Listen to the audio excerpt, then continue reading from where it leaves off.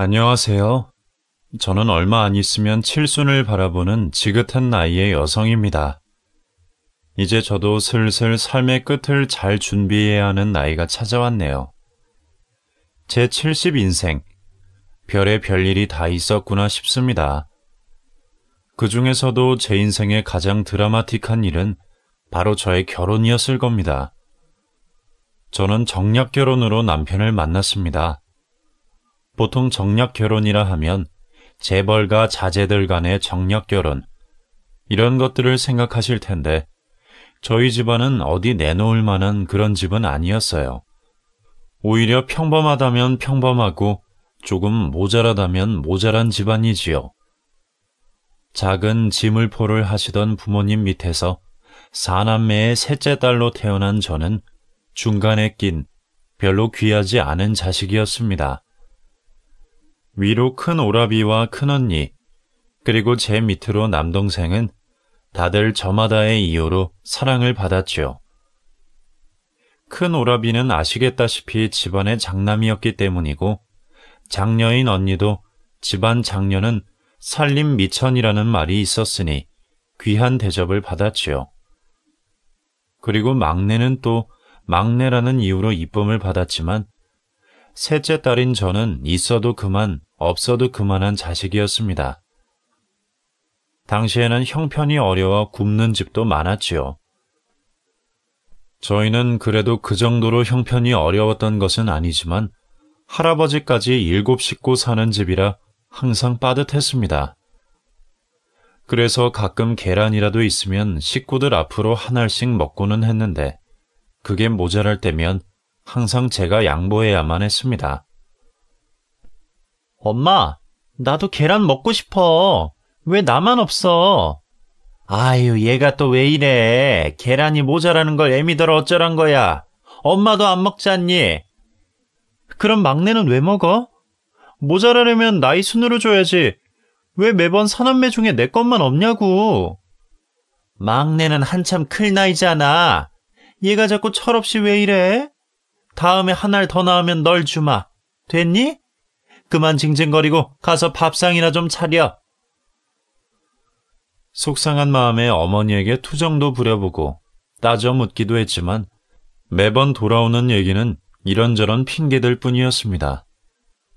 매번 이래서 저래서 제 차례는 7 식구들 중 가장 마지막이었습니다. 더 어렸을 적에는 이럴 거면 나를 낳지 말지 싶은 생각마저 들었습니다. 매번 중간에 낀 자식이라는 이유로 차별을 받아 제 속도 많이 상해 있었죠. 그나마 절 생각해 주시고 아끼셨던 것은 저희 할아버지셨습니다. 할아버지는 제가 태어나기 전부터 제 태몽이 아주 좋다며 나중에 크게 되어 집안을 일으킬 아이라고 하셨답니다. 그래서 어머니는 그 얘기를 듣고 당연히 아들이겠거니 하셨대요. 그런데 낳고 보니 딸년이라 어지간히 속이 상하셨나 봅니다. 왜인지는 모르겠지만 주변에서도 다들 어머니 부른 배 모양을 보고 아들일 거라 그랬고 그래서 금줄까지 만들어 두셨더라고요. 그런데 덜컥 제가 태어났으니 저는 태어날 적부터 어머니 기대에 미치지 못하는 자식이었는지도 모르겠습니다. 그러나 할아버지만은 제가 딸이던 아들이던 상관없이 저를 예뻐하셨어요. 제가 어릴 적부터 저를 무릎에 앉히시며 애숙이 네가 오히려 웬만한 사내놈보다 배포가 더 크다. 할애비가 예전에 꿈에서도 봤지만 애숙이 너는 나중에 꼭 크게 될 거야. 그렇고 말고. 아마 우리 집 장남보다도 네가 더 잘 살 거야. 할애비 말 명심해라. 알겠지? 할아버지, 그럼 내가 아주 부자가 되는 거예요? 그럼 나도 계란이고 고기고 넘치게 먹고 살겠네요?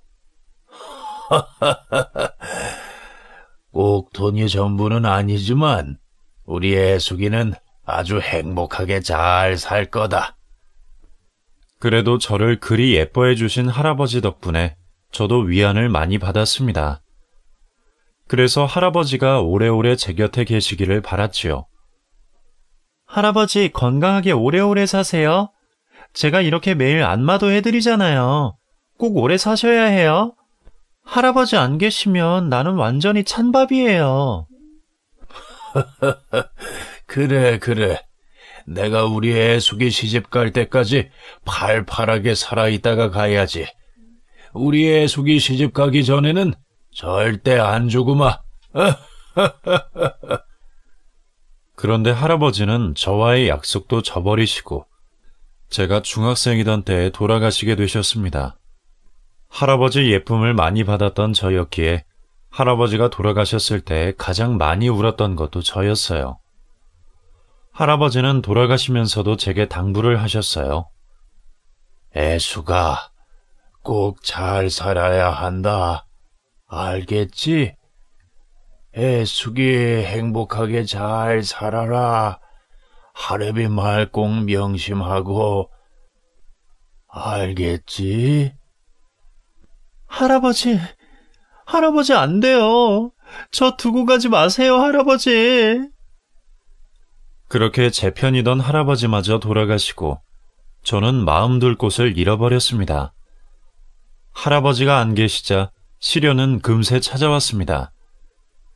책 읽는 것을 참 좋아하던 문학소녀였던 저는 고등학교 교복 입은 오빠, 언니처럼 저 역시도 고등학교에 진학하고 싶었습니다. 그 시절에 대학까지는 바라지도 않았네요. 물론 서울서 대학 공부하는 오라버니가 무척이나 부러웠지만 위로 언니도 상고에 다니고 졸업 후 취직을 해서 저도 언니처럼 고등학교만 나와도 참 좋겠다 싶었습니다. 위로 둘이나 학교를 보내셨으니 당연히 저도 보내주시겠지 생각했습니다. 그런데 제가 고등학생 나이가 되자 부모님은 제게 부모님이 운영하시는 지물포 일을 도우라고 하셨어요. 애숙이 너도 나이 먹을 만큼 먹었으니 이제 아버지 일 도와드려야 한다. 괜히 섭섭해하지 말고 시집 갈 때까지 일이나 돕고 살림이나 배워라. 알았니? 뭐? 엄마, 나 그럼 학교는요? 학교는 안 보내주려고? 너 그렇게 맨날 책 끼고 사는 것 보니 종이도 좋아할 것 아니냐? 피차 다 비슷한 일이야. 학교 가서 종이새나 가게 가서 종이새나 다 똑같지 뭘. 나도 학교 가고 싶다고. 왜 또 나만 안 보내줘요? 나도 언니 오빠처럼 교복 입고 학교 가고 싶어요. 학교 가서 공부하고 싶어. 아유, 얘가 또 왜 이래? 아니, 우리도 형편만 되면 너 고등학교도 보내고 대학교도 보내주고 싶지. 그런데 형편이 안 되는 걸 어째 형편이. 너는 나이가 몇인데 아직도 애처럼 때를 써. 다른 집 애들은 멀리 식모살이도 하고 그래. 너만 하면 편안한 거지. 왜 이렇게 애가 철이 없니? 결국 부모님 뜻대로 저는 아버지 가게에서 일을 도왔습니다. 그래도 중학교까지 나왔다고 제게 계산을 맡기시고 근처로 배달도 가고 이것저것 제가 할 수 있는 잡일은 다 했네요. 그러면서도 저는 학교 못 간 서름을 달래려 일하는 틈틈이 독서를 게을리하지 않았습니다. 가끔 손님 오는 것도 모르고 너무 책 속에 푹 빠져 있다가 아버지에게 꾸중을 들은 적도 몇 번 있었죠. 그래도 저는 공부 대신이라 생각하여 책 읽는 것을 게을리하지 않았습니다. 나중에 성인이 돼서라도 제 힘으로 공부를 마치겠다고 혼자 그런 꿈을 품고 있었습니다. 그렇게 시간은 잘만 흘러가고 저도 20살 꽃띠 처녀가 되었네요. 20살이 되었으니 저도 앞으로 독립적으로 제 하고 싶은 일을 하면서 살 수 있을 거라 생각했습니다. 제겐 무슨 시련이 또 찾아올지도 모르고 한참을 이런저런 꿈에 부풀어 있었습니다. 제가 21살이 넘어가던 어느 봄날의 이야기입니다. 어머니 아버지가 갑자기 저를 조용히 불러 앉히시더니 어렵게 말씀을 꺼내셨습니다. 애수가, 너도 이제 다 컸잖니, 그치? 네 언니 오빠도 다 시집 장가 갔고 이제 네 차례다. 네? 엄마, 저 이제 21살이에요. 요즘엔 늦게 결혼하는 여자들도 많아요. 저는 아직 결혼 생각 없어요. 얘가 또 철없는 소리를 하네. 너 무슨 헛바람 들어서 딴짓하고 다닐 바에는 얼른 결혼해서 남편 밑에 편안하게 사는 게 낫지. 부모님이 갑자기 제게 결혼 이야기를 꺼내셨어요. 사실 그때 제 위로 3살, 5살 터울의 언니 오빠들은 이미 결혼을 한 상태였기에 다음 제 차례가 금방 올 줄은 예상하고 있었지만 아직 고작 21살인 제게 결혼 이야기를 꺼내실 줄은 몰랐습니다. 그런데 그 뒤에 들려오는 말은 더욱 충격이었습니다. 너 예전부터 할아버지가 하시던 말씀 기억나니? 너 혼처가 정해져 있다는 말 말이야. 예? 혼처요? 사실 그 얘기는 저도 어렸을 적부터 내내 들어서 잘 알고 있던 일이었습니다. 우리 애숙이 신랑은 이 할애비가 구해놓았지. 나중에 애숙이 다 커서 그 집에 시집 가면 된단다. 할애비 중마고 손주야. 니들이 태어났을 때 둘이 결혼시키기로 진작에 약속했단다. 우리 애숙이도 좋지? 할아버지, 그럼 나 나중에 그 집에 가서 사는 거예요? 그 집에 좋은 거 많아요? 아, 그럼 엄청나게 좋지. 우리 애숙이 그 집 가면 좋은 거 엄청 많지. 애숙이 남편도 아주 잘생겼어요. 이놈이 잘하면 엄청나게 인물 날 거다. 어때? 너도 좋지? 이전부터 할아버지는 제게 정혼자가 있다고 가끔 말씀하시곤 하셨습니다. 제가 말귀를 알아들을 적부터 제 신랑 얘기를 하시며 항상 그 집 이야기를 하곤 하셨죠. 할아버지의 중마고 손자라는 그 정혼자는 저보다 2살 많은 그 집 귀한 장손이라더군요. 나이도 맞고 할아버지가 저를 그 집에 시집 보내고 싶어 하셔서 하필 우리 4남매 중에 그 집 며느리 될 만한 사람이 셋째인 저였죠. 어렸을 적부터 들었던 이야기지만 당시에는 그냥 어른들끼리 을의 농담처럼 하시는 별것없는 이야기인 줄만 생각했습니다. 할아버지가 돌아가신 후로는 아무도 그런 얘기를 꺼내지 않았고요. 그런데 그 이야기를 제가 혼기가 차서 다시 듣게 될 줄은 몰랐습니다. 진짜 저를 정략 결혼시키려고 하신다고는 생각을 못했으니까요. 아마 일찍이 시집 보낼 생각에 고등학교도 보내지 않으셨나 하는 생각까지 들었습니다. 사실 너 20살 되자마자 결혼시킬까 했는데 네 성격에 난리를 칠까봐 우리도 1년을 기다린 거야. 그러니 너도 이해해야 해. 근데 신랑 될 사람이 좀... 그게... 애수가 일단 놀라지 말고 천천히 들어봐. 웬일인지 부모님은 제 정혼자에 대해 선뜻 말을 꺼내시질 못하셨습니다. 망설임의 이유가 무엇인지는 얘기를 듣고 알 수 있었네요. 네 정혼자가 좀 몸이 좀 불편해. 그댁 부모랑 어렸을 적에 차를 타고 가다가 사고가 나는 바람에 그 사고로 부모는 죽고 아들은 팔을 다쳤다더라고. 머리도 좀 다치고. 네? 그럼 손을 못 쓴다는 거예요? 아버지 머리를 다쳤다는 건 무슨 말이에요?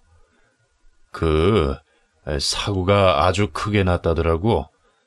하기사 사람 둘이 죽었는데 애가 살아나온 게 기적이지. 그래도 살아서 다행 아니냐?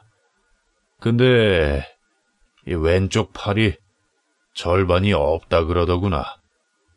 충격적으로 머리도 다쳤는지 말도 잘 못하고 좀 이래저래 불편하대. 그럼 불구잖아요. 저더러 그런 사람한테 시집가라는 말씀이세요? 정략 결혼이라도 어떻게 그렇게 하세요? 저는 싫어요. 예, 애수가 이미 그 집에도 말이 다 되어 있는 상황이라 우리도 어쩔 수 없어. 생전에 네 할아버지가 얼마나 당부를 하셨니? 심지어 돌아가실 적에도 너한테 말씀하셨지 않니? 할아버지 마지막 유언인데 그걸 그냥 쳐버릴 셈이야? 사실 저희 할아버지가 돌아가시며 제게 하신 말씀 중 한 가지가 바로 이 결혼 이야기였어요. 저희 할아버지는 마지막 유언이시라며 죽기 마지막까지 저더러 그 집에 꼭 시집 가겠다고 약속하라고 당부하고 가셨습니다. 그렇지만 할아버지가 어떻게 절더러 그런 사람에게 시집을 보내시려고 하는지, 갑자기 돌아가신 할아버지가 난생 처음 원망스럽기까지 했습니다. 차라리 못 살고 못 배워도 사지 멀쩡한 사람이 낫지. 한 손도 못 쓰고 머리도 다쳐서 모자란 사람이랑 어찌 평생을 살겠습니까? 부모님이 제가 미워 저를 떠넘기려는 것이라 생각했죠. 나 결혼 절대 못해요. 그럴 거면 차라리 죽어버릴 거야. 왜 매번 나한테만 그래요? 그렇게 결혼시키고 싶었으면 차라리 언니를 시키지. 왜? 언니는 장녀니까 안 되고 또 나야? 애숙이 너 그게 무슨 말버릇이야? 어디 부모 앞에서 못하는 소리가 없어. 그럼 할아버지 유언인데 그걸 그냥 무시할 참이냐? 너 그런데 시집 보내는 우리 입장도 좀 생각해야지. 우리라고 뭐 마음이 편하겠니? 부모님에게 결혼 얘기를 전해 듣고 저는 그 길로 집을 뛰쳐나갔습니다. 그래봤자 갈 곳이라고는 집 근처 뚝방 정도였지만 속상한 마음 털어놓을 곳 없던 저는 혼자 그곳에 숨어 한참을 울었습니다. 왜 또 하필 나인지, 하필이면 왜 그런 신랑인지. 나는 앞으로 하고 싶은 것도 많고 꿈꾸는 것도 많았는데 이렇게 하루아침에 청천벽력 같은 일이 벌어질 줄은 생각을 못했습니다. 그렇다고 부모님 뜻을 거스르고 할아버지 마지막 유언까지 무시하고서 제 뜻대로 할 만한 배짱은 제게 없었습니다. 할아버지는 제가 배포가 크다고 하셨지만 사실 저는 집 나갈 용기도 없는 그런 사람이었나 봅니다. 결국 한참의 설득 끝에 그 남자를 만나러 나가기로 했습니다. 일단 한번 만나나 봐. 아무리 그래도 어른들끼리 약속한 게 있는데 어떻게 만나지도 않고 마다하겠어? 어? 부모님의 말씀에 그렇게 굳은 마음을 먹고 그 남자를 만나러 나간 자리. 저는 또다시 좌절할 수밖에 없었습니다. 그 남자는 한쪽 팔이 헐렁한 셔츠 소매와 뇌를 다쳐서 그런지 한쪽 얼굴이 잔뜩 일그러져 말도 제대로 하지 못하는 모습이었습니다. 안녕하십니까. 저는 홍남규입니다. 네, 안녕하세요. 김혜숙이에요. 죄송합니다. 제가 몸이 좀 불편해서요. 그 남자는 일그러진 얼굴로 한자 한자 느리게 말을 이어갔습니다. 흉측한 그 얼굴을 마주보고 있자니 당장의 자리를 박차고 도망가고 싶었는데 할아버지 마지막 유언을 생각해서 차마 그러지를 못했네요. 망연자실 앉아있는 제 표정을 보고 제가 억지로 끌려 나왔다는 것은 그 사람도 잘 알고 있었겠죠. 할아버님들끼리 오래전부터 이야기가 오갔다는 것은 알고 있었는데 그 집에서 정말 결혼하겠다고 하실 줄은 몰랐습니다. 사실 저도 제 처지를 잘 아니까요. 누가 이런 불구에 모자란 이에게 시집을 오겠습니까? 불편하시겠지만 제가 대접할 테니 차나 한잔 하고 들어가시죠. 그런데 부모님은 분명 머리를 다쳐서 좀 모자라서 학교도 가지 않고 내내 집에 있었다고 하셨는데 제가 들은 얘기와 달리 남교 씨는 지능적으로는 아무 문제가 없는 듯 보였습니다. 말은 좀 어눌해 보였지만 천천히 말을 이어가며 얘기를 나누다 보니 대화에도 전혀 문제가 없고 말도 잘하는 그냥 보통 사람이었습니다. 제가 괜히 색안경을 끼고 그 사람을 봤던 게 아닌가 싶었어요. 물론 아직 그 일그러진 얼굴과 한쪽 팔 없는 모습은 겉으로 보기에는 무척 무섭고 꺼려졌지만 짧은 만남으로도 그 사람이 좋은 사람이라는 것은 대번에 느껴지더라고요. 남교 씨를 만나고 집으로 돌아가니 부모님이 제게 어땠는지 물으셨어요. 뭘 어때요? 그냥 생각하던 거랑 똑같아요. 말도 어눌하고 한쪽 팔도 없고 같이 다방에 앉아있는데 다들 쳐다보잖아요. 그래도 몇 번만 더 만나봐. 네가 딱 10번만 만나고 오면 우리도 더 말 안 하마.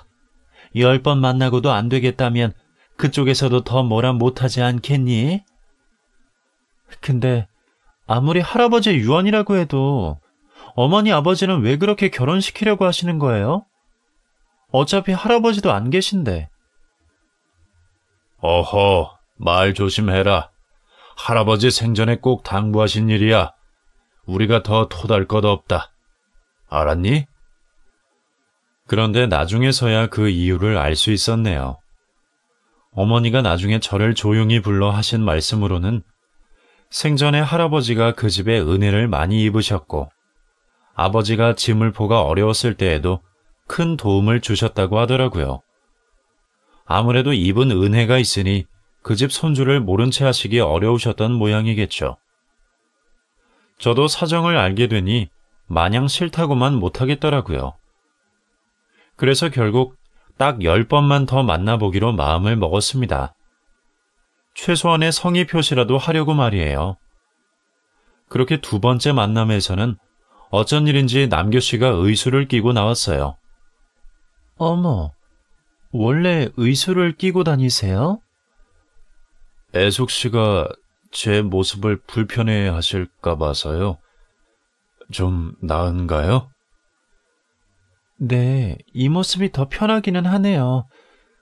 그래도 저 때문에 굳이 그러실 필요는 없는데 이런 거 되게 비싸잖아요. 혹시 제가 불편해할까봐 바로 의수를 맞춰온 그 남자의 배려심이 느껴졌습니다.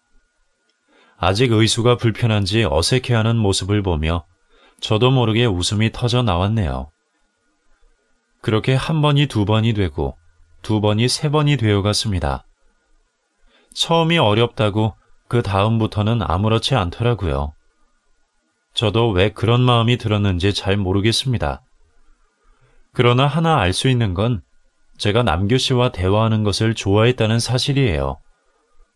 남교 씨는 사람들이 아는 모습과 달랐습니다. 부모님이 말했던 어린아이 지능의 남자가 아니었습니다. 저 근데 남교 씨, 원래 제가 전에 듣기로는 사고로 머리를 다치셨다고 들었는데 제가 보기에는 몸 불편한 것 말고는 다를 게 없는 것 같아요. 제가 잘못 알고 있나요? 아, 제가 그 얘기를 할 생각을 못했네요. 고모님께 들으셨죠? 아주 사람 구실 못하니까 10번만 만나고 말을 하고요. 어쩐 일인지 남교 씨가 제가 부모님과 나눈 이야기를 다 알고 있더라고요.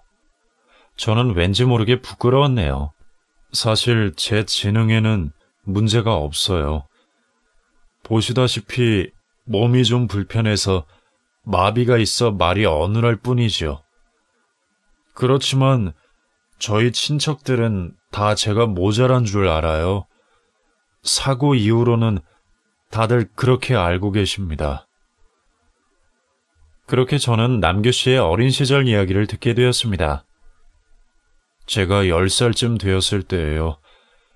아버지가 큰 마음 먹고 차를 사셨는데 그걸 타고 어머니, 아버지, 저 온 가족이 나들이를 다녀오기로 했어요. 가는 길은 참 즐거웠습니다. 어머니가 새벽부터 준비하신 찬압을 옆에 두고서 오랜만에 나들이에 다들 마음이 들떴어요. 저도 옆에서 김밥 얻어먹겠다고 새벽부터 일어나서 그런지 차를 타고 가면서 잠이 오더라고요. 그래서 저도 모르게 잠에 들었습니다. 그런데 갑자기 쿵 하는 소리와 함께 차가 뒤집어졌어요. 차는 그대로 낭떠러지로 굴러떨어졌고 그렇게 사고가 났죠. 제 앞에서 차분히 그날의 사고를 얘기하는 남교 씨에게 저는 섣부른 위로의 말도 건네지 못했습니다. 일그러진 남교 씨의 얼굴에 언뜻 슬픔이 엿보였거든요. 사고 때 의식을 잃고 깨어나 보니 온통 하얀 천장이었어요. 처음에는 내가 죽었나 보다 생각했어요. 그런데 옆에서 제 손을 잡고 있는 게 느껴지더라고요. 저희 할아버지셨습니다. 많이 걱정하셨는지 제가 깨어나자마자 눈물을 훔치셨죠. 원래는 호랑이 할아버지라고 항상 무서워서 옆에 잘 가지도 못했는데 그날 할아버지 우시는 걸 본 처음이자 마지막이었네요. 제가 거의 일주일 만에 깨어났다고 하더라고요. 사실 어리기도 했고 너무 충격받아서 그때의 기억들이 다 흐릿해요. 어린 나이에 갑작스러운 사고로 부모님 두 분 다 여의고 얼마나 힘들었을지 감히 상상도 안 되더라고요. 그렇게 그 뒤로 고아가 된 남규 씨는 할아버님 밑에서 자랐다고 합니다. 고모님이 할아버지를 모시고 계셔서 같이 생활하셨는데 그 뒤로 남규 씨도 그 집에 들어가게 된 것이죠. 다행히도 부모를 여의었지만 할아버님이 이것저것 사업도 하셔서 형편은 어렵지 않았다고 해요.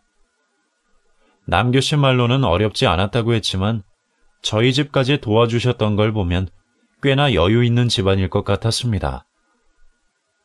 그래서 할아버님이 살아계실 때까지는 의수도 차고 학교도 잘 다니고 물론 정신적으로는 많이 힘들었지만 곁에 할아버지가 든든히 버텨주셔서 견뎌낼 수 있었답니다.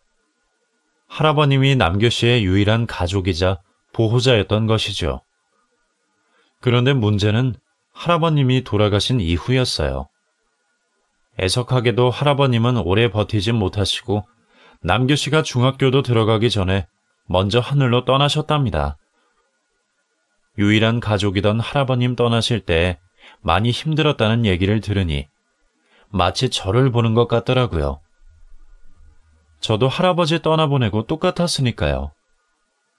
그 뒤로 할아버님이 떠난 집에 남은 식구는 고모님 내외와 사촌 형제들, 그리고 홀로 남은 남규 씨였습니다.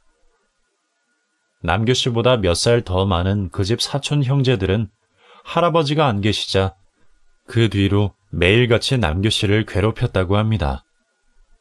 갑자기 같이 살게 되어 그동안 내내 눈엣 가시였을 텐데 할아버님 돌아가시자 이때다 싶었겠죠.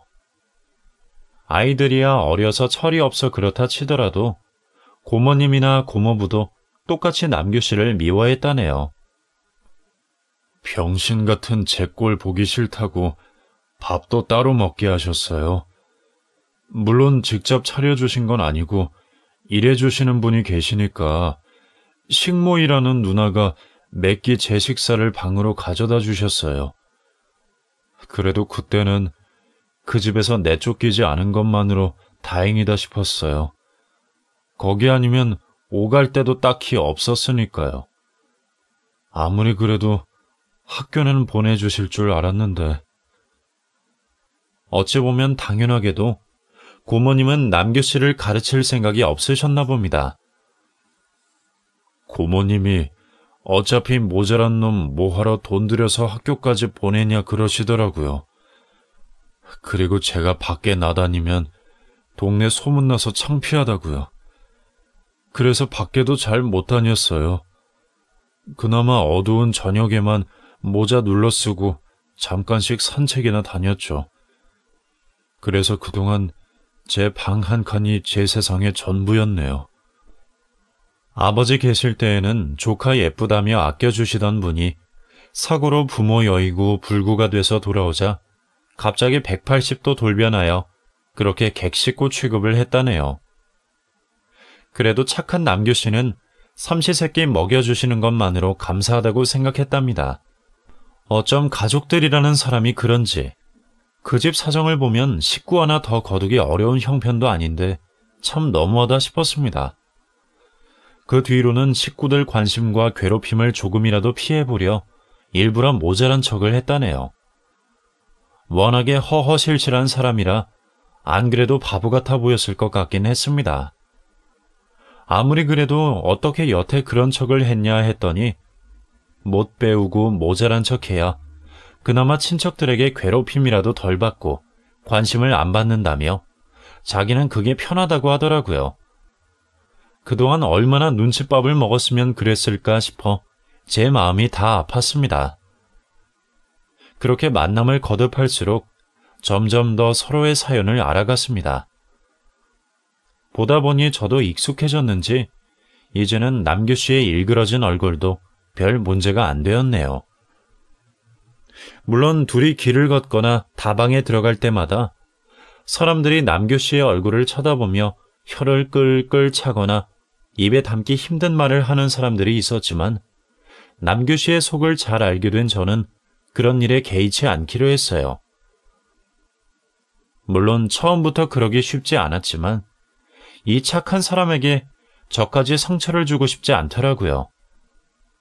남규 씨와 보내는 시간들이 저는 즐거웠습니다. 집에서는 기집애가 바느질도 제대로 못하면서 책이나 읽는다며 아무도 제 속을 알아주는 사람이 없었는데 남규 씨는 달랐어요. 저와 대화도 잘 통하고 어찌나 아는 것도 많은지 둘이 대화를 나누다 보면 주제가 끊임없이 나왔어요. 처음 느껴보는 만족감이었습니다. 남규 씨도 저처럼 책 읽는 것을 즐긴다고 했어요. 할아버지 댁에 들어가며 같이 살게 된 친척들이 불편해 사이가 살갑지 않아 외로웠던 남규 씨는 외로움을 잊으려 그랬던 건지 그때부터 책을 많이 읽었다고 했습니다. 다행히도 배움을 중요하게 여기시던 할아버지 댁에 책이 많아 모자랄 틈 없이 책을 읽을 수 있었답니다. 중학교에 들어가며 학교 도서관을 가봐야겠다 생각했지만 고모님이 남규 씨를 학교에 보내지 않았고 그 뒤로 계속 모자란 식충이 취급을 받으며 집에만 있어야 했던 남규 씨는 시간을 때우려 더더욱 책을 더 읽을 수밖에 없었답니다. 그리고 학교에서 못 배운 지식을 책에서 배울 수 있을 거라 생각을 했다네요. 그 얘기를 들으니까 꼭 제가 떠오르더라고요. 저도 가고 싶던 학교를 못 가는 대신에 책을 그렇게 읽었으니까요. 집에 있던 책을 다 읽으면 그 집 일해주는 식모 누님께 부탁해서 책을 빌려다 읽었답니다. 그 집에서 남규 씨에게 관심이 있는 건 그 식모 누님밖에 없었다네요. 그렇게 공통 관심사가 잘 통하던 저희는 서로 이야기를 하다 보면 시간이 가는 줄 모르고 한참이 지나 있었습니다. 어느새 저도 남규 씨를 만나서 얘기 나누는 시간들이 행복했습니다. 부모님은 제가 한두 번 만에 포기할 줄 아셨던지 제가 계속 남규 씨를 만나는 것을 놀라워하셨어요. 아니, 애숙이 너 괜찮니? 뭐가요? 언제는 10번만 만나보라면서요. 아니, 그거야 그렇지만 생각보다 네가 괜찮은 것 같아서. 그냥 좋은 사람이에요. 착하고 다정하고요. 좋은 친구예요. 그러니까 어머니 아버지도 너무 기대하지 마세요. 그건 사실이었어요. 남규 씨는 모르는 사람이 보면 정말 모자란 게 아닌가 싶을 정도로 착한 사람이었습니다. 아마 지금도 제가 세상에서 제가 아는 사람 중 가장 착한 사람일 겁니다. 세상을 이렇게 착하게만 바라보니 다들 바보라 여길만 하다 싶었습니다. 그래도 저는 그런 한없이 착한 그 사람이 좋았습니다. 이 사람이라면 왠지 평생 제 편이 되어줄 것 같았거든요. 아마 저는 내내 그런 제 편을 기다렸는지도 모르겠어요.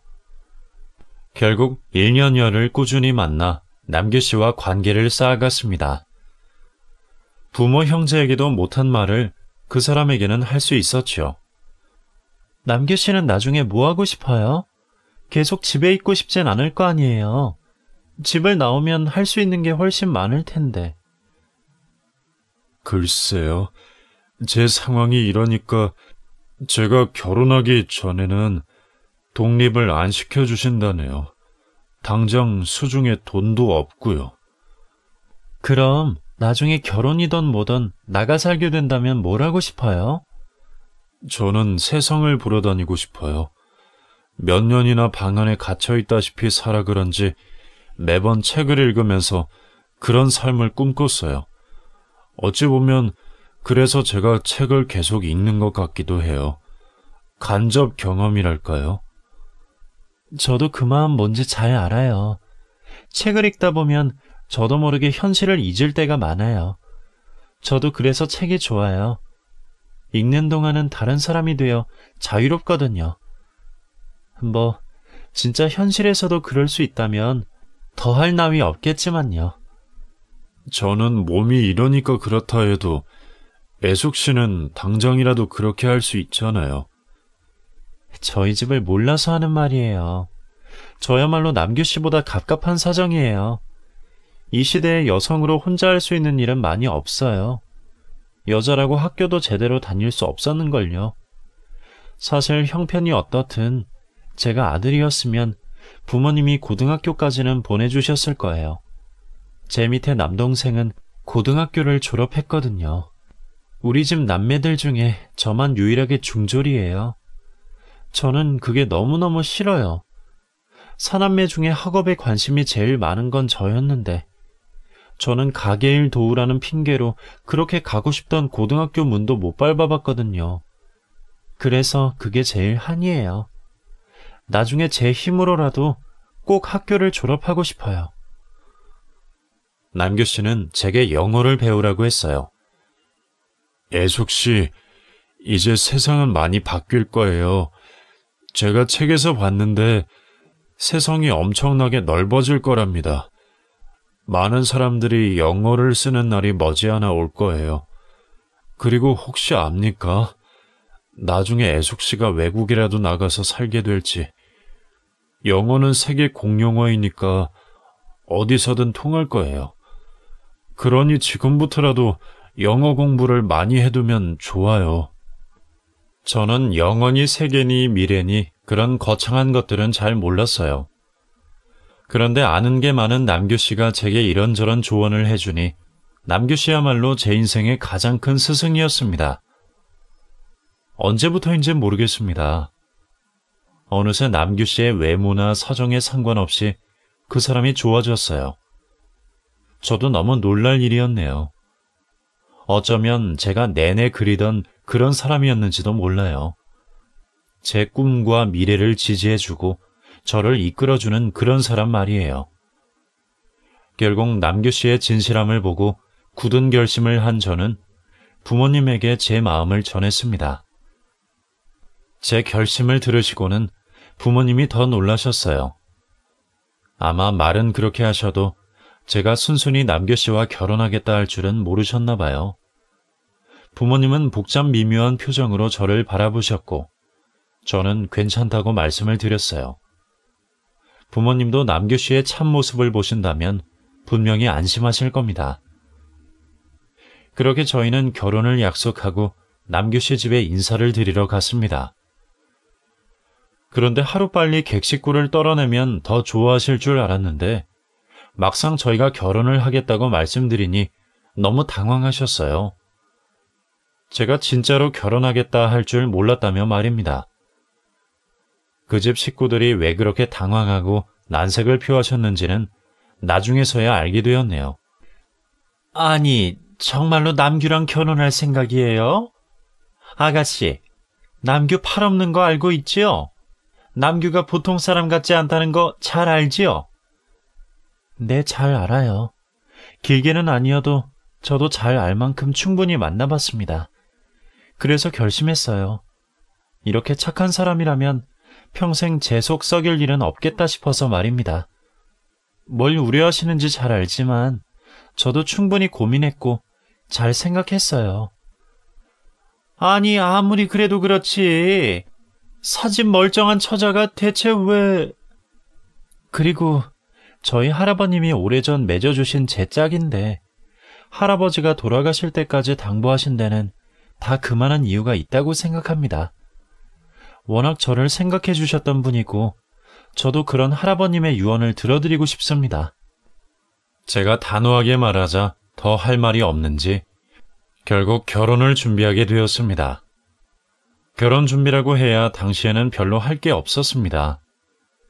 그 집에서 하민이 뭐니 바라시는 것도 없어서 저희끼리 알아서 하기로 했죠. 신랑 사정이 그래서 결혼식도 식구들끼리 조촐하게 치르기로 했습니다. 남규 씨 앞으로 되어 있는 부모님 유산만 돌려받으면 저희 집을 구해 나갈 생각이었어요. 그런데 결혼식 전날, 남규 씨가 갑자기 제게 충격적인 고백을 했습니다. 애숙 씨, 결혼 전에 제가 고백할 일이 있습니다.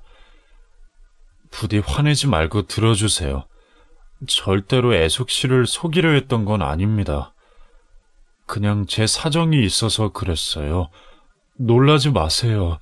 제발요. 뭔데요? 저한테 거짓말이라도 했어요?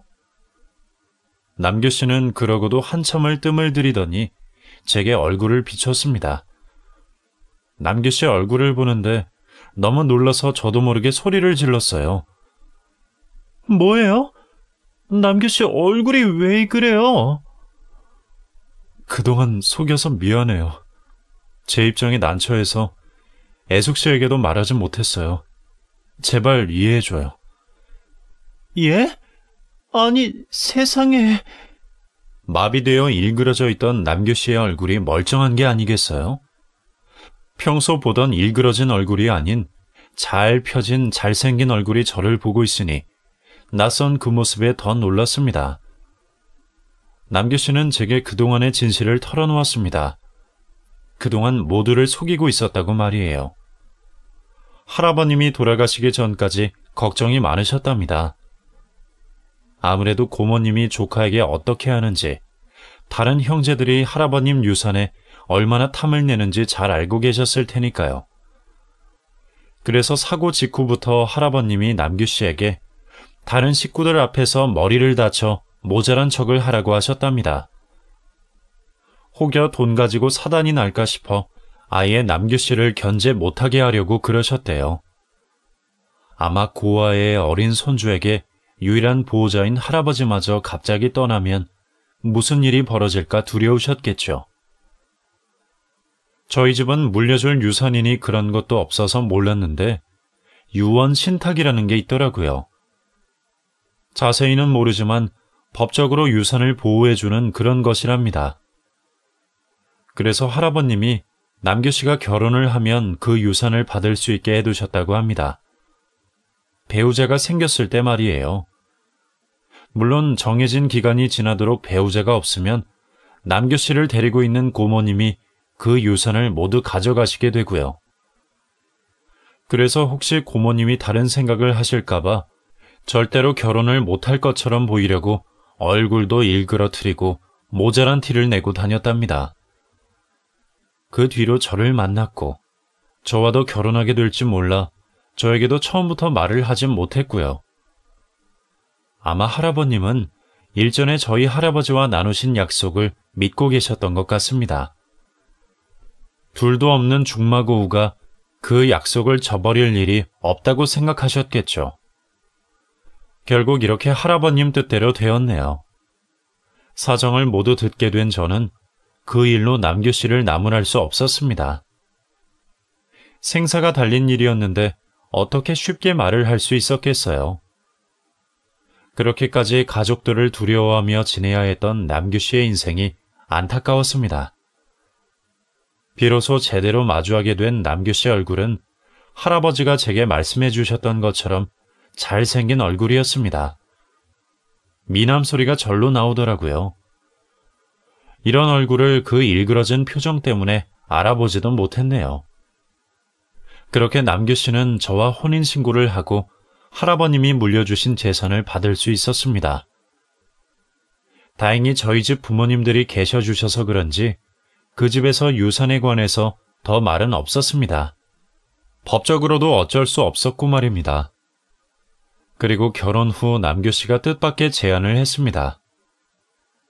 애숙 씨, 외국으로 나가면 애숙 씨 원하는 공부도 마음껏 할 수 있고 한국에 있는 것보다 여성이 할 수 있는 직업도 훨씬 많아요. 저도 여기서는 외파리 취급을 받겠지만 외국에서는 기회가 더 많을 거예요. 애숙 씨, 유산도 있으니 돈 걱정은 하지 말고 우리 외국에서 새로 시작하는 건 어때요?